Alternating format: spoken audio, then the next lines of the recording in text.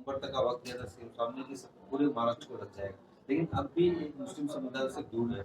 अल्पसंख्यक मंत्री होने के नाते आप उनसे क्या अपील करें, क्योंकि ये टारगेट देखिए, ऐसा नहीं, मुस्लिम ठीक है, उनमें कम टीकाकरण हुआ होगा, लेकिन मुस्लिम समाज ने बहिष्कार किया है। अगर ये कोई सोच रहा है तो हमें लगता है ये गलती है।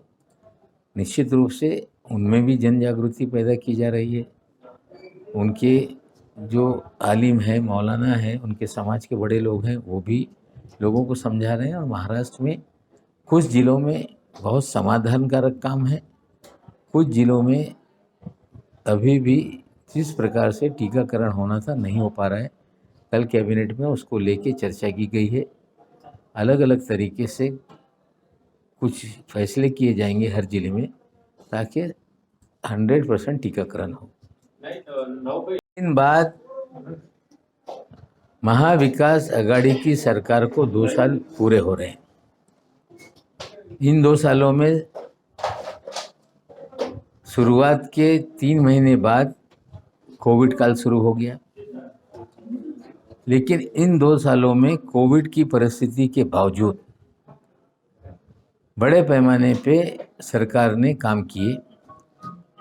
जो वादा किया गया था किसानों के कर्ज माफ़ी का, वो हमने पूरा कर दिया। बड़े पैमाने पे तूफान से नुकसान हुआ, ओलावृष्टि से नुकसान हुआ, बिन मौसम बारिश से नुकसान हुआ, किसानों को मदद देने का काम किया गया। साथ ही साथ में कोविड की परिस्थिति को जिस तरह से सरकार ने हैंडल किया, महाराष्ट्र में एक भी पेशेंट ऐसा नहीं था जो बिस्तर बिना जिसकी मौत हुई हो। कोई एक भी पेशेंट ऐसा नहीं था कि ऑक्सीजन नहीं मिल रही है और महाराष्ट्र में उसकी मौत हो गई हो। महाराष्ट्र में अन्य राज्यों में जो परिस्थिति थी कि शवदाहिनी के लिए लाइनें लगाना पड़ रही थी मैयतों को अंतिम संस्कार के लिए, नदी में बहाने का काम किया लोगों ने मृतदेह को। लेकिन कोविड सबसे ज़्यादा भयंकर रूप से महाराष्ट्र में जनता प्रभावित थी और हम लोगों ने भली भांति उसको हैंडल करने का काम किया। साथ ही साथ में विकास के कामों को रुकने नहीं दिया है, चाहे वो मेट्रो के काम हो, चाहे शहरों के काम हो, सड़कों के काम हो, ये सारे काम और तेज़ी से हमने किए और बहुत सारे निर्णय हम लोगों ने लिए हैं।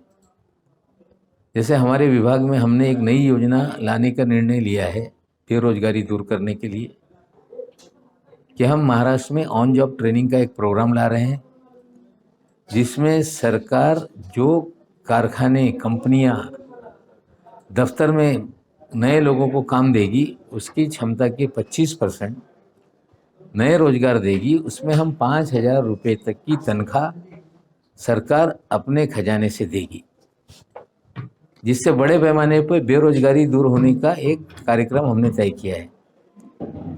साथ ही साथ में महाराष्ट्र में बहुत सारे फैसले हमने लिए। इंडस्ट्रियल पॉलिसी हमने लाई, जिसमें अलग अलग जोन बनाने का निर्णय लिया है। हमें लगता है कि जिस तरह से कोविड के बावजूद महाराष्ट्र सरकार ने काम किया है, महाराष्ट्र की जनता पूरी तरह से समाधानी है और आने वाले 3 सालों में महाराष्ट्र के विकास को और गति देने का काम, महाराष्ट्र की जनता को न्याय देने का काम हमारी सरकार करेगी। मध्ये केंद्रीय यंत्रणेचा दुरुपयोग करण्याचा काम हे भाजपचं सरकार करते हे स्पष्ट आहे। ते सूचना करताय, नंतर धाडी पडताय, पण या धाडीला, या कारवायाला आमच्या सरकार किंवा मंत्री किंवा कार्यकर्ते, नेते अजिबात घाबरणार नाही। जे काही कायदेशीर लढा असतील, न्यायालयात असतील, ते लढा देतील आणि कितीही त्यांनी या यंत्रणेचा गैरवापर केला तरी हे सरकार पडू शकत नाही, हे भाजपवाल्यांना कळलं पाहिजे। देवेंद्र फडणवीस साहेब हे भविष्यवाणी करून थकले, त्यांच्या भविष्यवाणी हे खरी होत नाही। नंतर ही जबाबदारी चंद्रकांत पाटील साहेबांकडे होती। ते झोपेतून उठत होते आणि घोषणा करत होते आता राणे साहेबांनी ते मोर्चा सांभाळलेला आहे. 23 वर्ष आधी ते मुख्यमंत्री होते. त्या काळापासून त्यांचे कार्यकर्ते नवसाचे बोकड, नवसाचे कोंबड्या इतके आणून देत आहे, त्यांना दाखवत आहे की त्यांना बोलल्याशिवाय पर्याय नाही. आमचे सरकार खंबीर आहे, 5 वर्ष पूर्ण करेल. आणि आधीच मुख्यमंत्री महोदयांनी सांगितलं होतं की आम्ही 5 वर्षासाठी सत्तेत आलो नाही. महाराष्ट्राची जनता आमच्या सोबत आहे. आम्ही महाराष्ट्रावर कमीत कमी 25 वर्ष महाविकास आघाडीचे सरकार राहील. आता भाजपचे जुने नेते थकले, आता नवीन प्लेयरला जबाबदारी दिलेली आहे. आता ते बोलत राहतील, पण बोलल्यानंतर कुठलंही सरकार जात नाही. महाराष्ट्र में सरकार बनने के बाद देवेंद्र फडणवीस जी ये भविष्यवाणी करते रहे कि महीने में, 2 महीने में, 4 महीने में सरकार गिर जाएगी. सरकार गिर नहीं रही है. उसके बाद फिर ये जिम्मेदारी चंद्रकांत पाटिल जी ने ली. सपने से उठते थे और कल गिरेगी, परसों गिरेगी सरकार, ये घोषणा कर देते थे. अब नई जिम्मेदारी राणे साहब को दी गई है. 23 साल पहले वो महाराष्ट्र के मुख्यमंत्री थे. मुख्यमंत्री पद हासिल करने के लिए वे कांग्रेस में गए,